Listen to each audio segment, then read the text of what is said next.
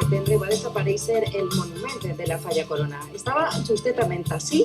Es tractava d'un enorme furgó blindat que havia dissenyat els estudis Ginseng, obra de l'artista Manolo Martín. Des d'aquest moment es buscava el seu parador. Ara ja l'han trobat 6 mesos després. Una parella que passejava el gos per uns descampats de Bétera ha trobat el furgó, això sí, sense els 52 milions que hi havia dins.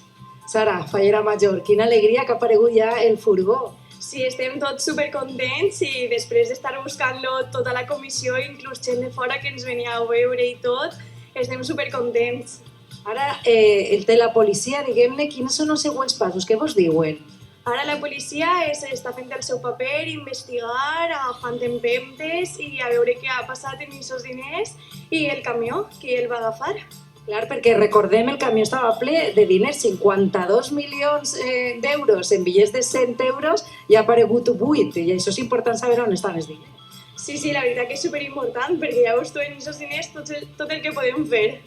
El cas és que vosaltres ja teniu de nou el monument, què vos diuen, en qüestió de dies, clar, ja vos el portaran així, no?, a la demarcació. Es suposa que en qüestió de dies ja estarà al taller del nostre artista faller i el plantarem ja a la nostra plaça i el nostre carrer. Moltíssimes gràcies i enhorabona. Continuarem de ben a prop aquesta història perquè efectivament ha aparegut el furgó, però volem saber també on estan els diners.